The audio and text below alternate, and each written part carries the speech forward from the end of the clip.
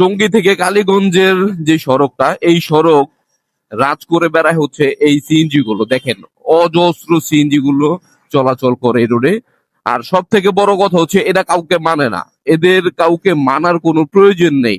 এরা বামে যাবে ডানে যাবে, ও কাকে ওভারটেক করবে, কোন বাসরে ওভারটেক করবে, এগুলো দেখার কোনো সময় নেই।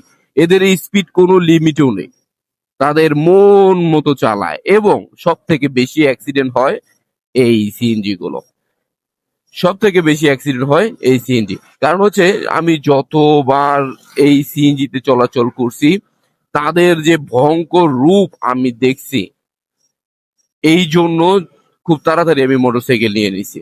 আমার কাছে প্রায় 4 মাস মোটরসাইকেল ছিল না। এই 4 মাস আমি সিএনজি তে চলাচল করছি, অফিসে আসা যাওয়া করছি। আপনারা শুধু দেখেন যে এই সিএনজি গুলো কতটুকু ডেঞ্জারাস হইতে পারে। আমি একটাকে ওভারটেক করি, এরা আসলে যাত্রী 100 টাকা করে নেয় ঘোড়াশাল পর্যন্ত। এই হলো অবস্থা। দেখেন কয়টা সিএনজি আপনি দেখতে পাচ্ছেন। মানে আমি তো যাইতেছি, ওইদিক দিয়ে আবার আসতেছে অনেক সিএনজি, অনেক। আপনি টঙ্গী স্টেশন রোড বা হচ্ছে ঘোড়াশাল ব্রিজের উপরে একটুখানি যদি দাঁড়ান, তাহলে দেখতে পারবেন কত কত সিএনজি চলাচল করে এই রোডে। একটারও রোড পারমিট নাই, একটারও হচ্ছে কোনো লিগ্যাল কাগজ নাই। আর সব থেকে বড় কথা হচ্ছে এক একটা সিএনজির কোনো ফিটনেস নাই।